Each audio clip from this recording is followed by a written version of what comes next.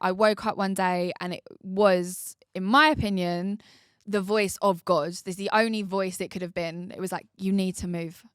And I was like, no, I can't move. I have so much pain. Like, I just don't feel great. Da, da, da. And it was like, you've got to start moving. If you don't start moving, you will not get better. The amount of women that I've spoken to in private about this, who they go, oh my God, me too. I'm just like, right, well, no one's talking about this. And this is something that happens all the time. No, you're not going to do that, because I'm not just going to sit back and take what you're telling me to do. There's always an option. So give me somebody that I can talk to that has a heart that I can actually have a conversation with, and I want to know what my options are. Emma, thank you for joining me today. I really appreciate you being here. I'll tell you a funny story about how I found out about you. It came from another person on our channel. I was chatting to a lady called Katia Kazari. She's from Positively Conic Travels, who has EDS. And we were exploring the link of histamine and Ehlers-Danlos syndrome. And we were talking about how it's all entwined and interlinked with the inflammation. And then one of the biggest problems with EDS is the fact of movement, because if they move too much, they can displace a hip or displace a joint or overextend a muscle. And then she mentioned the magic word, movement is medicine. And I was just like, what's this? And when she described it, like just explained it to me and described what was going on, I was like, I need to find out who this girl is. Yeah. And then I went to your Instagram, went to your website, and I was like literally blown away, because the feedback that people were giving back was all about how they felt a release and this like euphoric feeling. That term euphoria was something that I kept reading over and over again. So we've just got to get straight into this. We need to talk about what is movement medicine and your origin story. Okay, cool. So Movement is Medicine is it's a brand now more than anything, but at the foundation of the brand is this method that I created.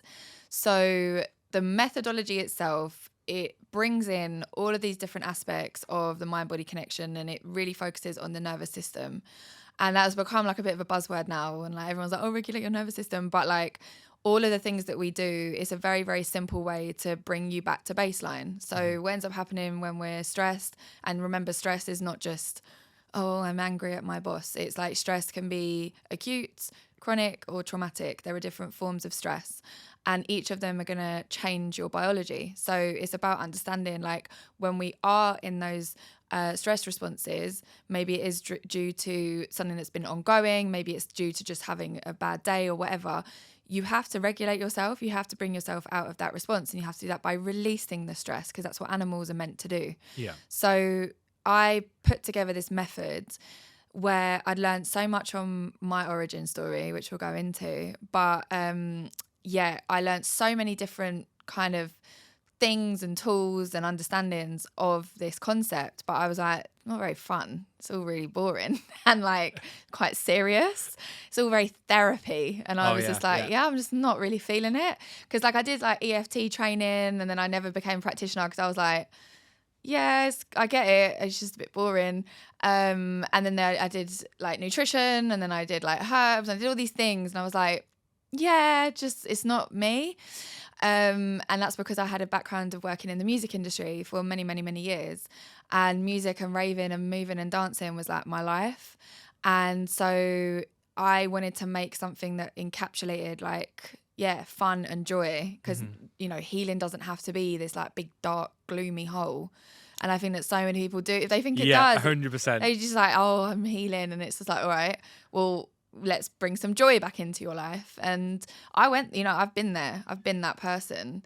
So I get it. But it's like, you can't heal when you're not finding joy. It's just not possible. And that for me was always about moving and dancing and listening to tunes that I loved. And so I kind of put it all into one method where we've got the nervous system regulation stuff and like deep, like kind of rooted in facts and science to make sure that people are also receiving an education as they're doing it, so that they can rewire their brain, basically. You know, neuroplasticity is a really interesting area of study in neuroscience, and we can literally rewire our brain and the way in which we respond to the world and triggers and all that kind of thing. So the method is really solely based around that. I also did like this course which is similar to hypnotherapy in essence. So I started to understand and look at like theta cycles and theta state, and how when we're in certain like meditative states, the subconscious and the conscious mind then bridge, and you can process what you need to process. But again, I was like, I don't want to be a hypnotherapist. I'm just going to go put all this stuff into one method. So even the language that we use as we're talking people through their body, it's all about you're safe, you're grounded, you're here, you're present. And just by reiterating those words when they're all touching certain parts of their body, like it essentially is hypnotizing people to remind themselves that when they are in that stress response, to come to the body and like be able to kind of connect to the rhythm of the music, tap it and move it out. And then the second half of the method is basically where we stand up and we go into some like actual bigger release work. Most people are really, really kind of stuck. They have no form of expression because they're so worried about how they look.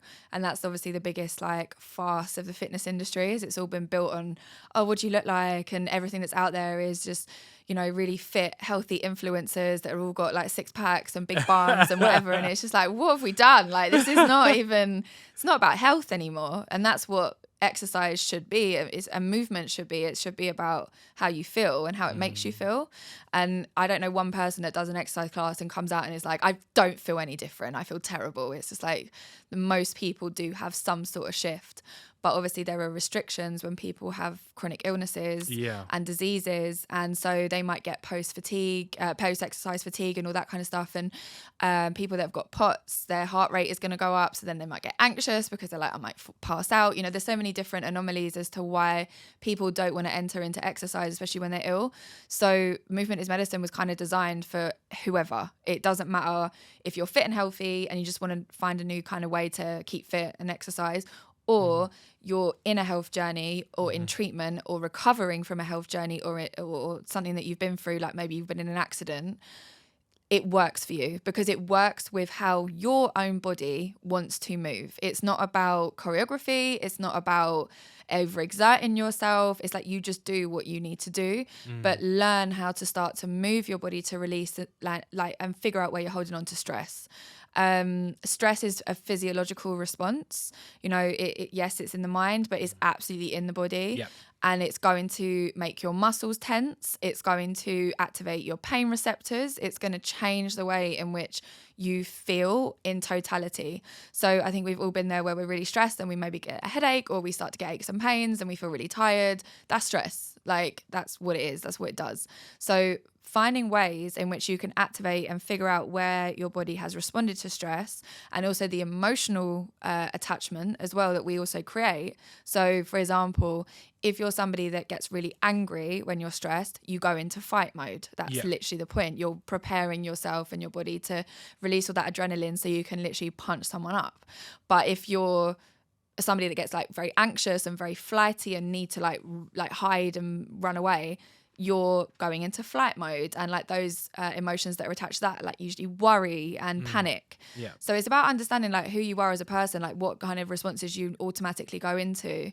And then also we've got freeze, and freeze is where we kind of just shut down, and that's like where we play dead, and that is where, you know, those responses are meant to be for like life or death situations, and we're going into freeze a lot more than we should be. That's an anxious response, isn't it? Where people... It's overwhelm. Yeah, it's like the feeling of like they say like certain people when they're in like a traumatic experience, their body just completely shuts down. Yeah. It doesn't even go to fight and flight. It literally just centers and they just close off. It's the next kind of one up almost. So it's almost like fight and flight. We come in and out of fight and flight every day. You know, it's necessary. We activate, we come back down. We activate, we come back down. And that's cool. That's like, it's all good. We don't want to deactivate that at all because we'll die. This is my biggest thing. I'm like trying to get people to understand. It's a normal bodily response. It's a biological response that keeps you alive. Yeah. You have to understand, though, how that feels. So when you are getting a bit triggered or a bit anxious, like just bring yourself back down. What ends up happening is most people are living in fight or flight chronically without any understanding of how to, you know, release that response and complete that stress cycle. So when something then bigger happens, they get extremely overwhelmed. And we spoke about the bucket off camera, but like the bucket of histamine is similar to the bucket of stress. There's only so much you can take. Yeah. So once that has kind of got to its certain filling point, you will go into freeze. You'll just shut down. Yeah. And you'll just be like, can't deal with it, can't deal with the world. That's where we might think we also are clinically depressed, because depression and freeze are really, really similar. In fact, depression is a symptom, unless it's kind of for some other reason. But depression can be a symptom of freeze. You've just shut down. You just can't cope. You can't deal with it. So I'm going to stay in bed. I'm going to sleep loads. I'm not going to eat. I don't want to talk to anyone. That's freeze. And then you maybe have 3 days where you stayed in bed and not done anything that you needed to do.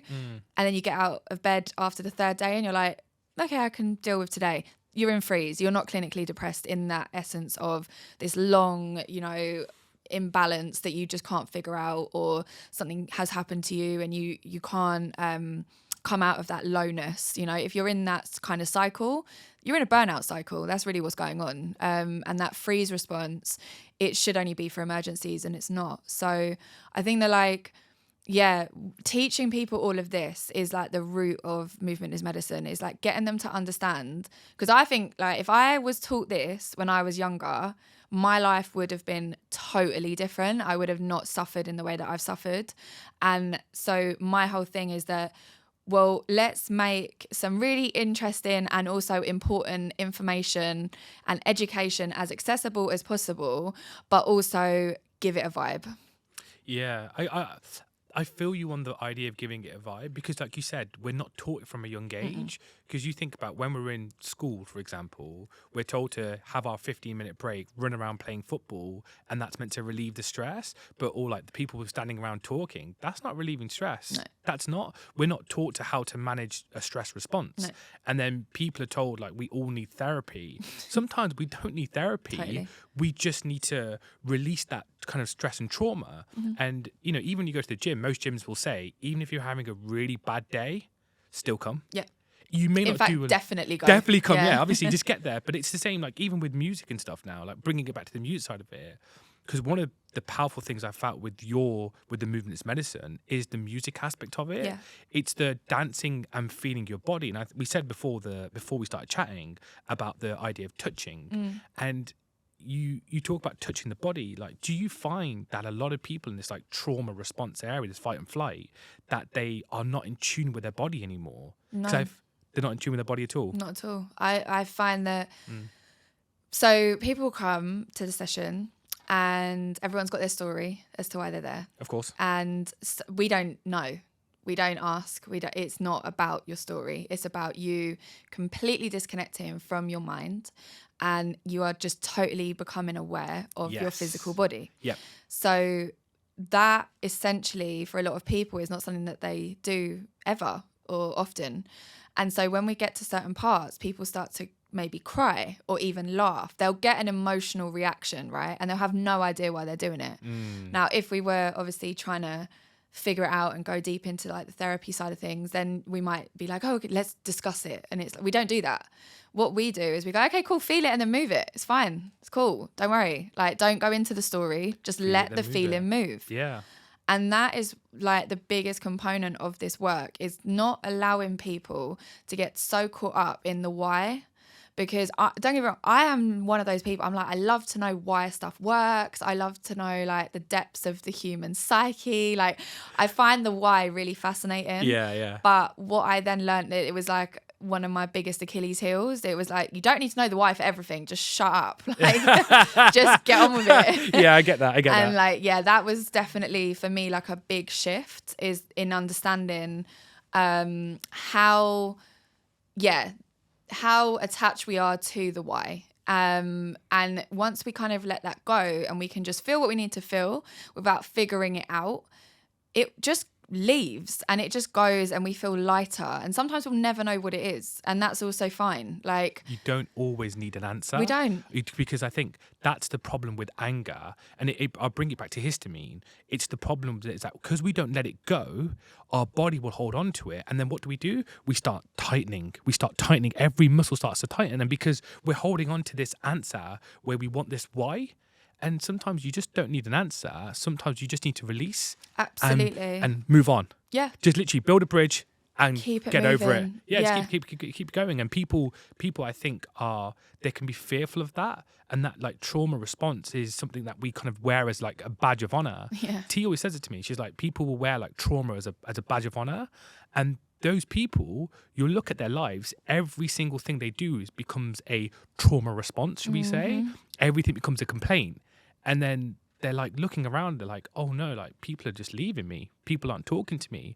And it's because people want to heal. We want to heal, but if everyone's talking about trauma, what do? We just follow the trauma response, right? 100%. And it honestly, like, there just comes a point where it is just like, just shut up. Like, honestly, just stop recycling your story, because Yeah. every single time you talk about it, it's going to activate your trauma, and it's a mind-body thing. It's going to activate in yourself. And it's just actually quite unhelpful for a lot of people to keep recycling. It's very unhealthy. I think there's an absolute necessity for people that have been through real trauma to go and have a conversation about it and get therapy and talk about it and have it validated. Of course. Absolutely. Yeah. But there comes a point where it's like, okay, I've done that. That's like stage 1 of becoming aware of it, of talking about it, of saying, okay, cool, I can see how that's affected me, create some awareness. Then you have to move to stage 2 of actually letting it go. And I think that they can coincide as well. I think that you can be doing them both at the same time. Of course, yeah. But I just think that like the amount of people that come to movement is medicine, they're like, I've had 10 years of therapy and it's never done this and I feel completely light and it's healed me from this and that and blah, blah, blah. And it's like, it's because it actually creates a genuine release from your cells. It's from your system. It's not relying on somebody to kind of talk you out. You can't talk your way out of trauma. It's literally not possible. You can create the understanding, the validation, the awareness. Like for me, I needed to sit down with a trauma therapist after everything that I went through, which we'll go on to, and have my story validated by a healthcare professional for sure. When I sat with her, and I was so used to being like, well, this happened and then that happened and then this happened and that happened and blah, blah, blah. And then she was just like, this is crazy. Like, this is so much for one person, because it wasn't, I think that now there's so many people like, oh, I've got CPTSD. CPTSD is kind of classified as a series of events rather than just one traumatic event.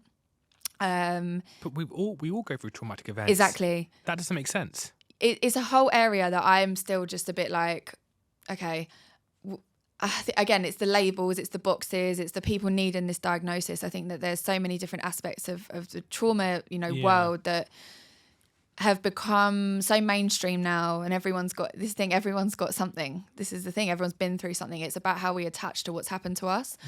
But one thing that I always make clear to people, and this is just my opinion anyway, there might be people that be like, oh, she's wrong. That's fine. My opinion of it is, trauma is something that is a perception that you're going to die and actually lose your life. There's so many aspects where this can be perceived through things like, emotional abuse and bullying and mental abuse and all that kind of stuff, for sure, without a doubt.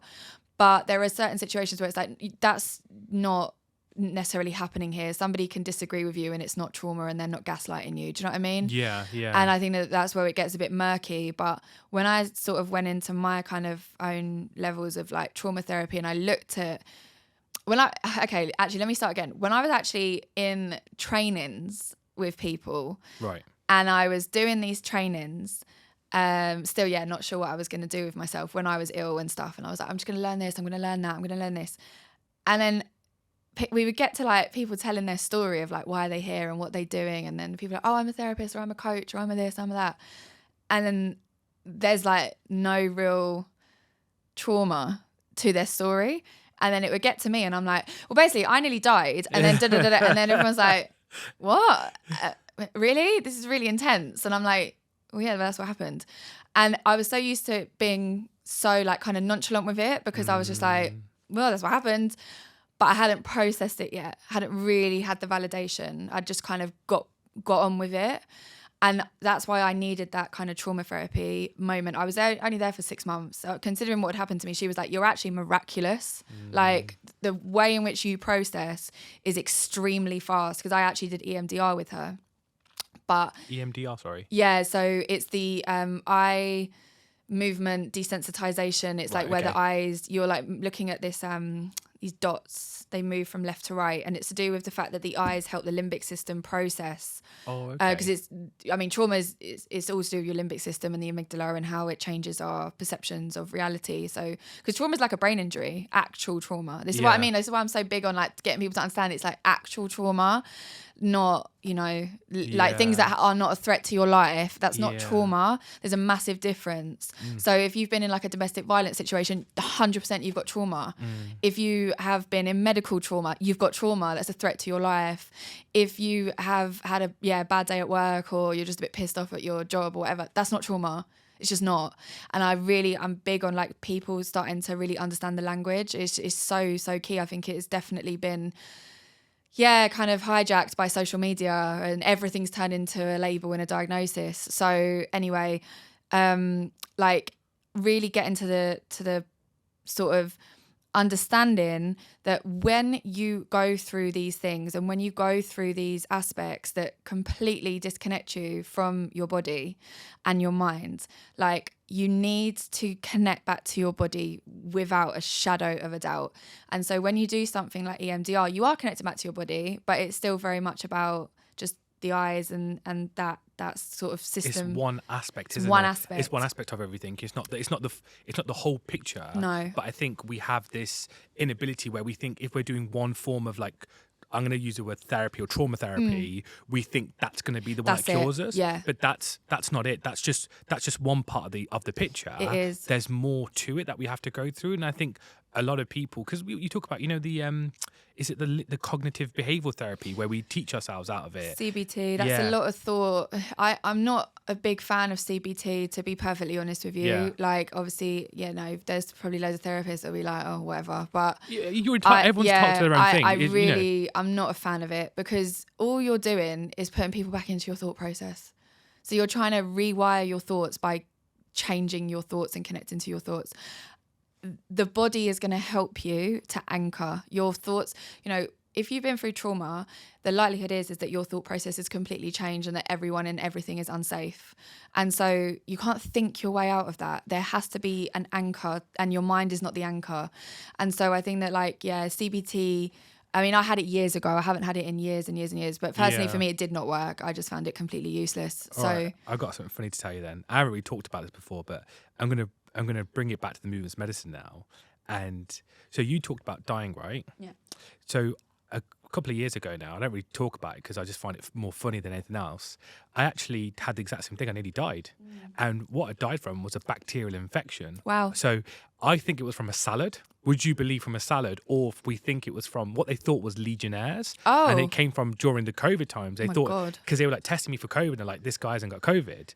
And I remember one of the funniest things was they were giving me antibiotics intravenously. I was taking them in tablet form, and they were trying to get the bacteria down. I was in hospital. My temperature was like 40 degrees. I remember like passing out because of the shaking that was shuddering so much.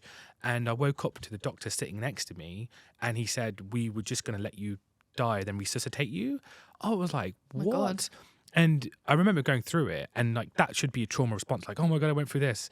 And the one thing that got me out of it was the funniest thing, right? Was music. I was playing this one song, right, that I'd heard when I was on holiday, and this song was just like this really nice beat that I like. Really, it was like I forgot his name now, what the singer was, but anyway, the beat was really good. And the nurse came in, and she went, "This energy's so lovely in this room." She's like, "But your temperature's 39 degrees. How are you like so happy and chirpy?" And it was because I was singing, and I remember just feeling the music and going for it. And now, when I spoke to Katia and she mentioned you, the whole response came into it, the music side of it. Yeah. And it brought me back to that stage, and I thought to myself, oh my God, that was technically a traumatic feeling, like, go on the verge of 100%. death. You literally, I remember the things that I saw, I don't really talk about, because when I was going, it wasn't my time to go, shall we say. And I'm not scared of death, because you can't be scared of something you don't understand or don't know. But it's also inevitable. Yeah, it's inevitable. Death is inevitable. It's gonna get us all, and we're terrified of it. And it brings you back to that point of the music aspect of it, because when you look at music, they say our body, our blood cells and our cells dance to the music. So when you're doing the movement medicine, you're actually you feel the vibe and you feel the music. So I looked at your Instagram channel and I was laughing because some of the beats that you had, like the old like back in the day raver seeds, and I was laughing because I was like, that music. I remember when we were like younger kids and stuff, we were like, oi, oi, oi, like we were going I'm still through doing it. Oh, you're still doing it, yeah, you're still doing it. But you see, that is like you go to any rave, right? Because you talk about hedonism and how it goes into it. You take out the alcohol, take out all the drugs or whatever it is, and you just dance to the music. Euphoria. Girl, the euphoria you feel is just incredible because you're actually healing. Because what you're doing is you're taking away that thought of like, oh, I'm stressed about my boss or I'm stressed about work. All you're doing is feeling yourself. This is the thing that people need to just understand, this very, very simple concept. If you're in the present moment, you can't be stressed. It's literally that simple. Say that one more time again. Yeah. If you're in the present moment, you cannot be stressed. It's not possible. It's true. So having that understanding alone, and then being able to find the present moment on a dance floor or even in a hospital bed with a tune, it's magic. Because so in that instance, we'll use you as an example. That situation is a very stressful situation where you don't know what the outcome is going to be and you're putting your life into the hands of other people. So in that moment, you could be sitting in that bed ruminating of what's going to happen in the future, and it's going to mean this, it's going to mean that, it's, you know, it's going to be, am I going to die, blah, blah, blah, blah. You could just go into all of those different anxious thought processes, which essentially are not going to make you better. It's going to probably it's not going to make you better. It's just going to make you even more anxious and stressed, and then your body is not going to be able to heal. Even though they're giving you all these antibiotics and everything else, your body's not going to be able to heal because you're in a stress response, and when you're in a stress response, you're not in homeostasis. It's really kind of that simple. So listening to music alone, and then also just like vibe into it and vibe into the actual rhythm. So rhythm for me is like the biggest underpin of movement is medicine as a method. Like, all these different aspects of the method are important, but I always say to anyone that does my instructor training, it's the music that is the key to this work. And the reason that the music is the key to the work is because the music takes your body on a journey. Yeah. So even if you start really slow with one song and that song is really slow, but you start to just get into that song and then you go on to another song and it's a little bit faster, your body's going to accumulate its own rhythm and find its own rhythm if you let it. It's kind of that simple. And rhythm is an instinct. And what I'm writing my own curriculum at the moment, because I've always pulled in like other resources, but I've never found exactly what I want to say. But I've just had time to be able to actually write my own thing. And I'm just like fascinated by the fact that no one kind of is like, this isn't like a mainstream conversation yet. But the point is, everything that goes on in our life is a rhythm in our body. It's a rhythm. Our heart rates, brain waves, our circadian rhythm, you know, hormones. We're on this like rhythmic, scale, and it's just constantly changing for each person. And that's why I always say to people, you've got to find your rhythm, because your rhythm is not going to be the same as my rhythm, but you're going to then be able to figure it out and come back to your most natural state of being, because it's an instinct. That's really what it is. Rhythm is an instinct. It's an inherently inbuilt process that everything functions on. It's nature, really, you know, the rhythms and cycles of nature. It's the same thing. So what the music element to movement is medicine represents is like being able to give people that rhythm that they're looking for, because everything that we play is all about the percussion. So we play genres like reggae and like dance hall and drum and bass and house and just anything that's got that percussion. But how I teach it to people is like, in the first bit, we're kind of looking for that more slow linear rhythm, because the slower linear rhythm, like in a reggae song, it's just going to allow you to just get into the beat like very, very slowly. And then when we're in that, like that feeling, that understanding that we're there, we found some sort of rhythm, we can then speed it up. And when we speed it up, you're naturally going to start to move like slightly quicker. And that alone is going to allow your body to just become present. It's really that simple. And that's why it does feel so good on the dance floor at a rave. If you go to a rave and you're not on anything, but you have that moment where you're just like, oh my God, this is so good. I feel so connected. It's because your nervous system is in that complete state of like connection, and you're in that parasympathetic mode, you're in rest and digest, and everything is like functioning as it should. And this is where I think, I'm trying to obviously change people's perception of and understanding of movement in general and music in general, because it doesn't take much. Like, you didn't have to go to a dance floor to feel that kind of experience. Basically, you were in a hospital bed, but you still had that experience where you felt something maybe shift or change, and it was probably your nervous system relaxing. It's an energy shift, and it's one of the big things that I say to people with when we do like the histamine. We talk about histamine now, because let's move to because we were talking about muscle activation syndrome, and when we look at histamine, I tell a lot of people about with histamine and reversing histamine and reversing muscle activation syndrome.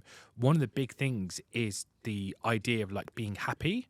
And there was a very famous cancer doctor called Dr. Etienne Calabou. He was like he's a good friend of mine, and one of the things that he told me about cancer was the art of celebration. He said, no matter what you're going through, you must celebrate it, because the journey that if you kind of enter that place of darkness, you will enter a place of like bad thoughts, and you'll feed what's kind of negative around you. 100%. But if you can build like a barrier, like an emotional, energetic barrier around yourself, you can push the bad thoughts away, and you can celebrate what matters most. Go celebrate someone's birthday. Go and enjoy a TV program. Just and be within yourself. And he used to talk about like drinking champagne and like having a laugh. And I think a lot of people forget about that, because we move to this idea of like alcohol and like really kind of like, pushing the system into, we add depressants into the system to try and get out of it, if you know what I mean. And this is the same with the muscle activation syndrome and the histamine. People end up feeding their negative energy, because what they're like is like, oh, I'm suffering. I can only eat 1 or 2 food groups, and this is it. This is me for the rest of my life. But they've accepted. No one's told you that. You accepted it. I was very like burnt out is the best way to explain it, from my job in the music industry. So I had very classic symptoms of burnout, and this is in like 2014. But I was doing 4 different jobs. But I'm not talking like freelancing 4 different jobs. I was doing 4 different like full-time positions. Like, wow. I was so busy. And it was because when I first started working in the industry, I just met loads of people, and then people were like, oh, do you want to do this? Do you want to do that? And I was like, yes, thinking that was going to further my career in the best way. And I just burnt out. So never heard of burnout, didn't know what it was, had no clue what the symptoms were or anything. Like anyone, went to the doctor. Doctor just said, oh, I think you're depressed or whatever. And he thought you were depressed. Yeah, like my symptoms were like my hair was falling out. I had like really bad skin issues. I was extremely tired. I had like aches and pains everywhere. It was stress. That's what it was. It was like chronic stress. My body was not able to relax. But again, didn't have the education, didn't know what was going on. So yeah, simple as, we don't know what's wrong with you, so you're probably just depressed. Here's some antidepressants, see you later. And I was just like, right, okay, well, I'm not going to take them. So I actually quit everything. And then... But that was hard. Yeah, it was. But I was just like, I'm not going to quit the industry. I'm just going to quit the companies and the people I was working with, because I just need something that's a little bit more structured. Like the stuff that I was doing was, working for individuals or working in like... I was a tour manager, for example. Like that's like a lot of late nights. Like I was working with a DJ that got #1. It was just like relentless touring all the time, and then having to sit at a desk as well and do all of that kind of stuff Monday to Friday. And then I was doing PA work for another DJ. I was just doing so many different things. I was like, I'm just going to stop all of this and just kind of start again and get one job that is just structured. So I did. I got a job in a booking agency, like world famous booking agency, and that was like 9 to 5 kind of vibes. But that's when my body crashed. So the start of that was where I had like really, really bad kidney infection that I was hospitalized for. I had to have a catheter. And then a few weeks after that, so I was quite weak. I got tripped over in the street and I broke my left arm. Oh, wow, okay. And then off the back of that, I basically like couldn't move the left side of my body, and they didn't know what was wrong with me for ages. And I went to see a neurologist, and it was like a whole thing. And I was put on like loads of opioids, and they eventually diagnosed me with something called complex regional pain syndrome, which is this like serious chronic pain condition. It's like up there above childbirth. It's like one of the most painful conditions that you can have. It's quite similar concept to phantom limb. So if you've been had an amputation, you still get the pain. It's a similar concept where they believe that the pain receptors in your brain get skewed, and so you're continuously sending this pain signals, like because pain is a signal that something's wrong and that you're probably in danger, or something is trapped or whatever it is, and so you're sending these pain signals down the arm or wherever it is, and it was like if somebody changed the direction of the breeze. Like it would be like somebody was stabbing me or burning me with like lighter fuel or something. It was like agony. So yeah, I couldn't move, had like my arm strapped up like this for like 6 months. Had one hand, I had to move back to my mum's, couldn't wash myself, couldn't do anything. So that was an ordeal in itself. And I had like a lot of experimental stuff at the same time. And also I was gaslit big time. Like I don't use that term lightly, but I really, really was. Like first time I went in to see the doctor when I literally could not move the left side of my body, he just looked at me and was just like, just take some paracetamol. And I was like, really? Take some paracetamol. Luckily, my best friend was with me, and she just looked at him and went, are you joking? Look at her.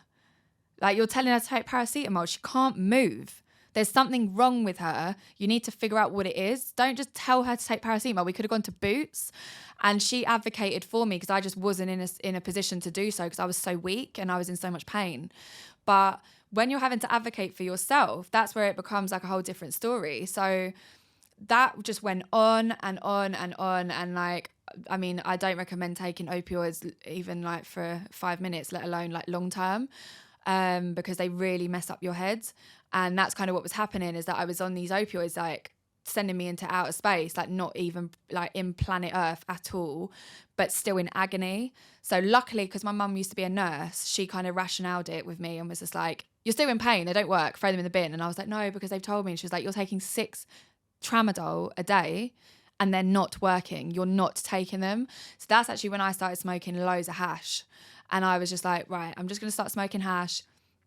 And this is before cannabis was more like regulated now, and it's like, oh, it's a good painkiller and whatever. This is still when it was like, oh my God, you're smoking weed, like, you know? Yeah. And I just said, I was just like, no, this is what I'm going to do. And that was the only thing that could help me eat and sleep. So that was my medicine. That's what I was using. But yeah, that took a while to figure out. And even after that I was still in pain for like years. It was less extensive. I could obviously start to move my body a bit more and stuff like that, but it just went on and on and on. And then, so probably like 3 or 4 months then after I had the arm thing, whilst that was still going on, I then got like really serious abdominal pain. Went to hospital. They were like, oh, you're fine, go away. And then my mum was like, no, you need to go back to another hospital. And because she used to work at UCH, she was like, go to UCH, which was like one of the biggest kind of hospitals in central London.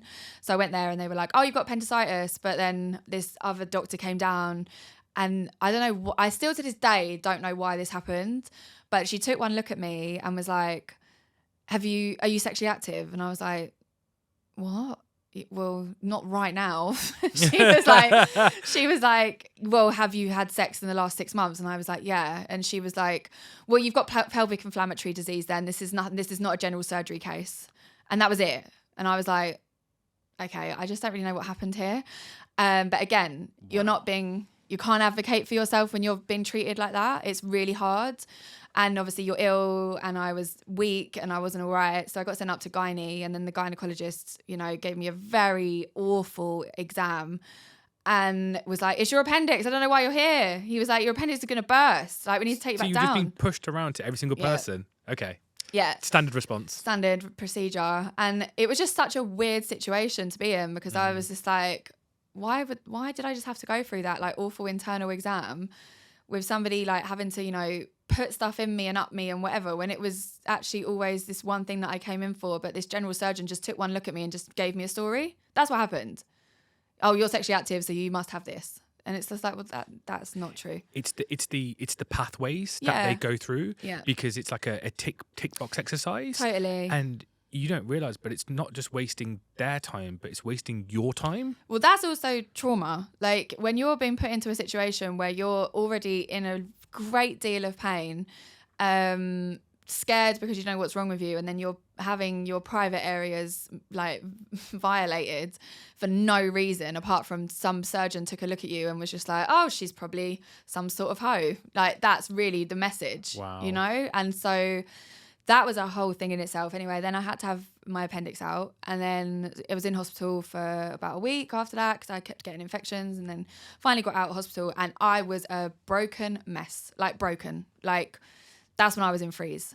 I was broken. I'd had so many different types of procedures at that point, so many medications, so many misdiagnoses, and like went through this system for 6 months. It was like the kidneys and that whole ordeal, and then it was the arm and that whole thing, and then it was this, and it was just like, this is too much. So I wasn't all right. It's a guessing game, isn't it? Yeah, I was like a guinea pig. Let's just, your story is just so many people. It's the guessing game. Oh, it might be this. Oh, it could be this. Mm-hmm. Oh, we'll just do this, and we'll give you this. Yeah, it was just, I was just a guinea pig basically. So understandable why you went into like that, lying there and just like, okay, just do what you need to do. I'm just going to accept everything that people say at me, because you're in that fight and flight mode, and you've gone past fight and flight now. You've hit that point of just like, do you feel like you didn't care like what was going on, or did you feel like you were like didn't care about what was going inside of you, or did you just accept that everyone was just doing what they're doing? No, the opposite. I literally just lost complete trust and faith in the medical system. So it wasn't even that. It was like after my appendix thing, I was like, this is a joke. Like, went into my GP and said to him, my mum took me in and she was like, I think she's really depressed. And then he was like, yeah, she's really depressed. Here's some antidepressants. And I was like, are you serious? I was like, of course I'm depressed. Look at what's just happened to me for the last 6 months. Yeah. This isn't the fact that if I came out of this and wasn't depressed, I'd be very surprised, you know? But that's also, again, that's not a diagnosis. Like, I'm not okay. Like, I've just been put through a lot of trauma, physical trauma. All of this has been very, very physical. And especially with like the complex regional pain syndrome thing, like that, it's nicknamed the suicide syndrome because people just can't cope with the pain. It happens to a lot of like military personnel. There's still like an area. There's actually a documentary on Netflix called Take Care of Maya. And she had a very famous case about this where she's just sued John Hopkins for like over 200 mil because she was diagnosed with this. And there's different types of the condition. There's like stages to it. I was probably about stage 2. I think she was stage 3 or 4, and she couldn't walk. She was only like 9 years old as well. She went down to Mexico. They put her on all this really experimental treatment. She got a bit better, came back, and then John Hopkins, basically one day she was in like a lot of pain, so they took her to John Hopkins because she was given ketamine as a therapeutic drug. So they took her to John Hopkins to get some ketamine because she had this flare up, and they basically were like, the mother's got Munchausen, she's trying to kill her daughter by feeding her like psychedelics and blah, blah, blah, blah. And then they medically kidnapped her. And then it gets into the story of like how this all kind of transpired, and her mum was a nurse. So they just thought that her mum was wanting attention and all this stuff. The mum ended up killing herself. And it was, the whole thing is just horrific. And so, yeah, she ended up winning like 200 mil in a huge case that went on for like 6 years. And it's like, that's the levels of like, medical gaslighting that people are going through with those kind of types of conditions. And I was one of them, like, for sure. It was agony. And there's people going, oh, you're fine. Yeah, there's nothing wrong with you. Oh, people break their arm all the time. Oh, you just broke your arm. You're fine. And I'm like, it's not my arm. I can't move the left side of my body. Like, you're not listening to me. And now, one of the most interesting parts of this is the fact that your vagus nerve, right? Your vagus nerve comes down here in particular. So this is where I had all my issues. I had all my issues in my left side of my neck that went then down in my shoulder, into my arm, into my thumb. I couldn't move my thumb. And now I understand the actual structure of the body and how the structure works. And there was also an issue with one of my discs at C5, and I had to have like this nerve stem injection where they inserted this like 10-inch needle into my spine. It was like a whole thing where they like strap you down, you can't move. I've been there. Yeah, horrific. The needle into the spinal cord, Yeah. is like the spinal tapping, they call it. Yeah. That's It's very intense. I went on this like more like holistic journey from then. That's where I started to look at nutrition and herbs and all of that kind of stuff. Because I was like, the Western medical system, they can't tell me why all this stuff happened to me at 25 years old. They don't believe it's a connection. I do. I don't believe that somebody has all of this in 1 year. That's insane. Yeah, it doesn't and it make wasn't sense. also like I had like one disease or one illness. There was all these random things that happened, and it all just accumulated into this huge ordeal. So I was like, on this more holistic journey, like started, I had a physio who was just great because he just was very holistic with the way that he worked. I was working with this like Jamaican healer. I went and saw this guy who used to do like reflexology and just like certain things to kind of like get me back. But I hadn't also got to the point of like nervous system and trauma and stress. I hadn't got there yet. I didn't even understand that was a like study of or body of work. So I was looking still at the outside. I was looking at like toxins and what water I was drinking and like all that kind of stuff. I went down that rabbit hole. Then in 2018 I ended up getting pregnant with a guy I just met. We just like we just started seeing each other or whatever, and it was just one of those incidents where I was just like I can't bring a child into the world at this present moment. Like I don't know him. And it was the contraception had failed. And it was just like a series of unfortunate events that kind of led to that situation. And it was already like a really, really difficult decision. Like I didn't want to do it. I just felt like I should do it because for various societal reasons. Yeah. And basically I chose to have the surgical abortion because I didn't want to remember it. I didn't want to have to deal with it. And I just thought, right, I'll do that. And then I'll go in and get out. And then that will be it. I won't even have to remember what's happened. And about 3 or 4 days later, I ended up bleeding out in a cafe. And so I went to A&E, and then they were like, I got seen by a doctor, and then they sent me up to gynecology. Got seen by another doctor who was like, oh, this can happen. Like, don't worry about it. It's just, your body's just kind of releasing the pregnancy and blah, blah, blah. And I was like, okay, well, I feel terrible. So, okay, maybe I'm just like still dealing with the after effects of whatever happened. And then I got a phone call from them 2 days later, and they were like, you need to come back. And I was like, why? And they were like, we've made a mistake. You need to come back. And I was like, right, okay. So I went back in. Had another very invasive internal exam, and then they basically told me that they'd left the fetus inside and that I was at risk of going into septic shock. So they left. Yeah, they left the fetus inside. So they basically said that then and there they were like, we need to do things called like a DNC or something, and like it's basically like another abortion or something that they give to women that have miscarried but the baby's still inside. So the whole thing was like beyond traumatic.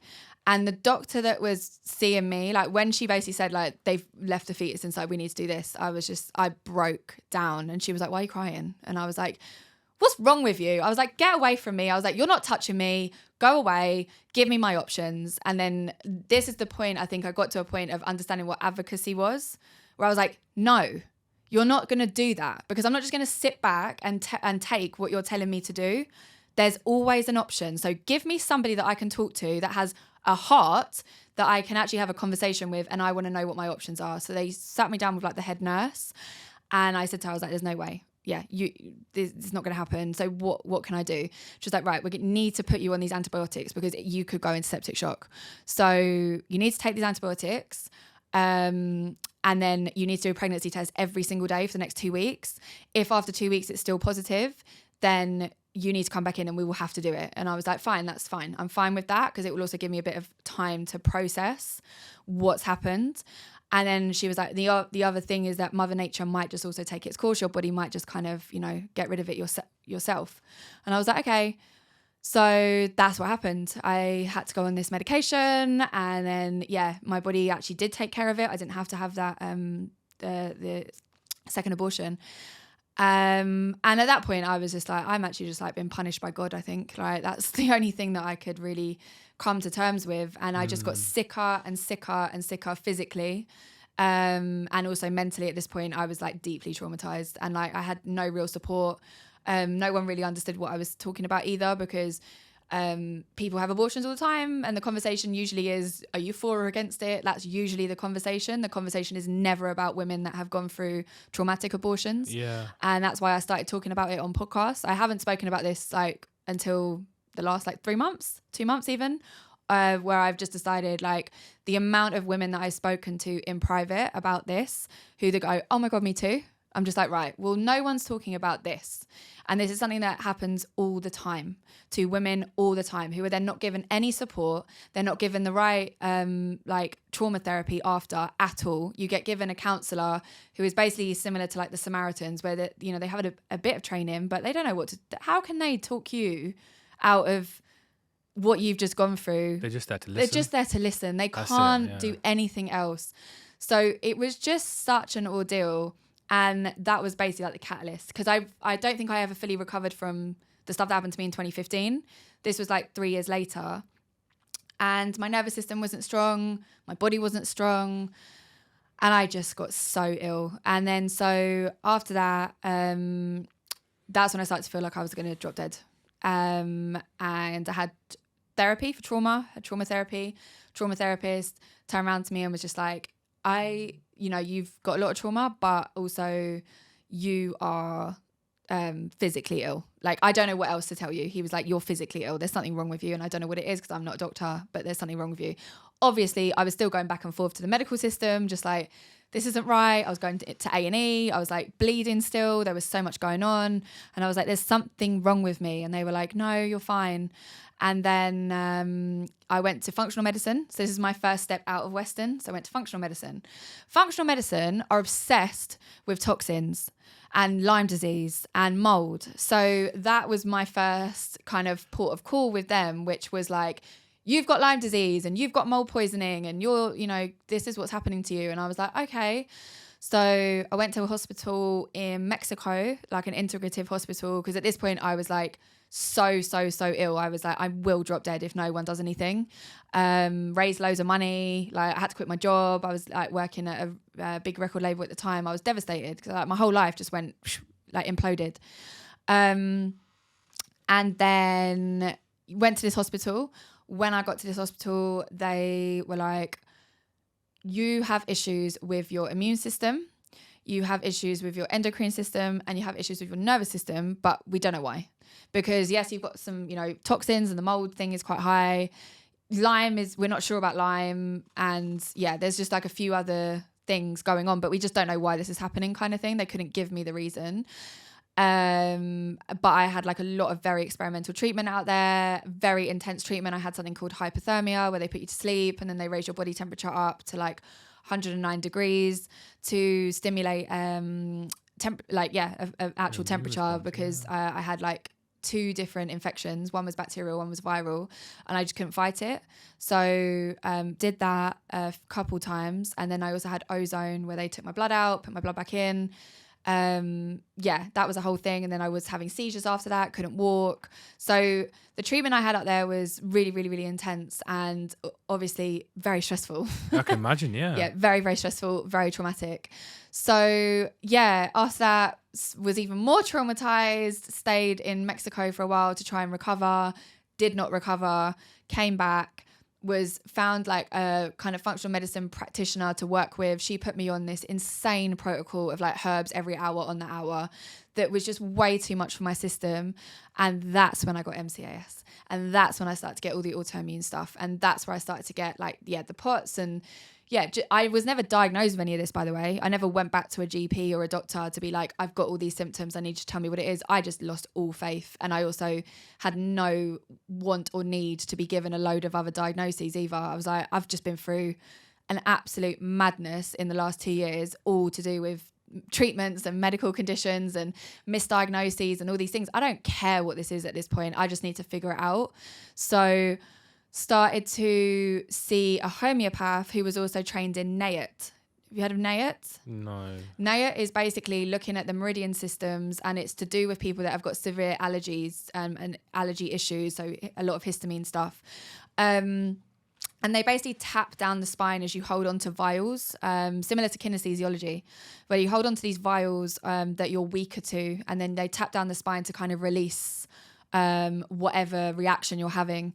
So I was doing that with her as well as taking homeopathy, but she kind of was the one that got me to see that everything that I'd been through and everything that I was doing and everything I'd done, it was just all too much. And so the MCAS for me presented as, cleaning products, the air, food. I could only eat 10 foods. It was like, just anything, literally life. Like, I used to get terrible migraines. Skin was a mess. Mind was a mess. I was just a mess. Just could not function, could not do anything. So, it's that trauma, isn't it? It was all trauma. It's just literally you basically, what you did was you went through the medical system and you were just basically being prodded and poked and told this is what you need to do and this is the response you need to have from it. And all that did was just keep adding to your trauma bucket. Yeah. And you were like, because the question of all of the story you just told me is, where was the release? No, there was no release. None. It was just One constant. It was like, okay, we've tried this, now let's try this. Yeah. Okay, we've tried this, now let's try this. Yeah. So, all right, moving forward, movement is medicine. Yeah. So this is where it came from. This is where it came from. Because so we're now in like 2020, and I had been back from Mexico for like 6 months. I was living at my mum and dad's, and they were like, you've got to go and start your life. Like, we know, you're still not feeling well and you've still got issues and whatever. You've got to go and start like getting back to normal though. So my best friend gave me her flat because she'd moved out, and she was just like, you can stay there, do what you need to do. And then the pandemic hit. So at that point in time where I should have had like some rehab and like, at least some physio, and because I couldn't walk, like my legs were really, really affected. And therapy and all these things. I had no resource. There was nothing available. So I woke up one day and I was in a lot of pain. I felt terrible. And because the pandemic hit and I was like, whatever, like I'm already in a really horrible place. So I can either choose to let this affect me or not, because at the end of the day, like, it affected everyone though. It's not even individual. It affected every single person. It doesn't matter who we were. My point is that I don't think it did affect me because I was already dealing with illness. You had enough on your plate. You just had enough on my plate. This is it. I'm done. Yeah. Yeah. It was just a bit like, honestly, like whatever, because I have already got so much going on. I woke up one day and it was, in my opinion, the voice of God. This is the only voice it could have been. It was like, you need to move. And I was like, no, I can't move. I have so much pain. Like, I just don't feel great. And it was like, you've got to start moving. If you don't start moving, you will not get better. And I was like, right, okay. And basically, when I was a kid, I was an athlete. I was like a very, very high level athlete. I used to play football for Tottenham. I was like a very active, fit, healthy person. And I trained all the time. So movement, exercise, all that kind of stuff, it's not alien to me. Like, it's not that I was like going to the gym for the first time and being like, what's going on? It's part of my life. It's part of who I am. Yeah. Even to the point where like I still get muscle memory now. It's like, it's great.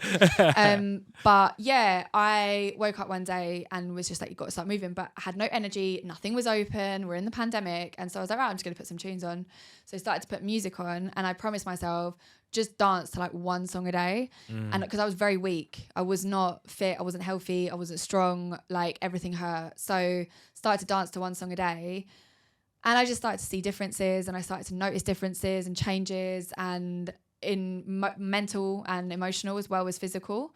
And that's when I started to research and go into like the neuroscience behind movement and the nervous system and like music and sound, and looking at the science that was available basically, and books that have been written, and also looking at not just new science but also old science, which is indigenous wisdom, which is really important to me. It's important, yeah. It's very important to me. It's just as powerful because the history is what predicts the future. Totally. And so we can't not look at history if we don't understand the future of it, right? No. You have to look at that historic treatments that were used for hundreds of thousands, thousands of years, we say. Exactly. And that's what always fascinated me, because I really like philosophy and sociology, and I did that at for my degree. So I've always looked at humans and human behavior and thought processes and theories. And I'm like, that makes sense. So I looked at like the tribes and indigenous people and looking at how they utilize dance and music. And then I moved back to Mexico at the end of 2020 because I was just like, I can't stay here. Like the pandemic, I've had enough. Like, do you know what I mean? I've just had enough. And Mexico was open. They did not shut in the way that anywhere else shut. So went back over there, and that's where I really used the time to recover. Actually recover as well. Not, say I'm recovering and then not actually having any downtime or rest time or anything, because I'm just on the illness train. I actually was I'm not going to research any illness stuff now. I'm just going to research ancient history. That's kind of where I was up to. You were going to research healing. Yeah. That's what we're looking at now. That it's that healing. You were like, I'm done with the diagnoses and the trauma. I'm ready for the healing part. Yeah, but also it was understanding stuff from a very different angle. It was because I was before, at the start of 2020, when I first started doing this, that's where I looked at all the neuroscience stuff. So it's I kind of got that angle and that aspect, and I'd understood the biology aspects to that. Now I wanted to go on to more of that sociology, philosophy aspect. And so I sat with tribes. I learned about different tribes in Africa, in Brazil, in Mexico, Aboriginal, Native American, and I just started to look at all these different angles, and I was like, this is really, really fascinating, because actually that's what we do when we're raving, is that we use music and dance to connect to something bigger than us, and that's kind of what they do in a lot of different tribal settings. Is if somebody's going through something in the tribe, they light the fire, bang the drum, and they move and they dance, and it's not only just a celebration, it is also used absolutely as a way to connect to others. It's a way to connect to yourself, your own body, to God. These very beautiful spiritual practices have been going for thousands of years, and we've kind of introduced hedonism to our society to make it so that's the only way we can do it. And I just was like, oh no, it's not the thing. So that's where I started to put together the methodology. But I was like, I can't teach this as a class, because I could teach it as a theory, but I can't teach it as a class because I'm not teaching choreography or whatever. And my best friend, she was I spoke to her about this the other day. She was like, I wafted your flames. And she was just she was my wafting person, where I had obviously the concepts and stuff, but I was like, I can't teach it. And she was like, of course you can. And I just spoke to her, and we were both in Mexico, and we were sat in my house, and she was like, you can do it like this. And I was like, yeah, actually, you're right. And I just had this huge block, because I was like, I'm not a dancer, and I'm not teaching choreography, and why would people even come and whatever. And then it just kind of went from there. It was just start it, just at least start doing something. And so when I started doing the method, compared to now, it's totally different. You wouldn't even recognize it. Emma, I can't thank you enough for this, because your energy is absolutely incredible. It's it moved across to the other person, and I can see why so many people are going to the movement medicine classes now, because being in that environment with so many people, like-minded people, and healing that trauma is so positive. And I really can't wait to actually come and join one of the classes and actually follow. I'm definitely going to join in, because I think I've done it by myself, but I want to experience it in its reality. So thank you so much for today. You've opened, I think, a lot of people's eyes to that trauma release and how powerful movement actually is as medicine. We need to tell people more about this. I think we need to spread the word about movement as medicine. So I've got to ask, if people want to become part of the movement and join it, what do they need to do? So you can find us at movementismedicine.uk. That's our website. Also our Instagram, my personal Instagram, where I just dance around a lot. It's amazing. I've seen it. It's amazing. It's so funny. It makes you get into the move of it. Yeah. You want to get into the groove of everything. It's inspiring, I think. People are like, oh, I want to do that too. So that's Emma the Alchemist. That's me on Instagram. But the ways you can get involved, you can come and do online classes with us. We do events in London once a month. We've got a residency in a nightclub to make it as ravey as possible, but it's in the day and it's a fitness class. I also train instructors. So we've got instructors actually not just in the UK, but like in a global scale now, which is really great. So we're doing that. But yeah, there's loads of different ways you can get involved. We've also got instructors that are hopefully local to you, so you can also go to their stuff. But yeah, come and find us. It's all on the website, www.movementismedicine.uk. Okay, and what we're going to do is we're going to put that in the description and let everyone follow out to you. Thank you so much, Emma. Thank We you. really appreciate that. Oh, thanks for having me.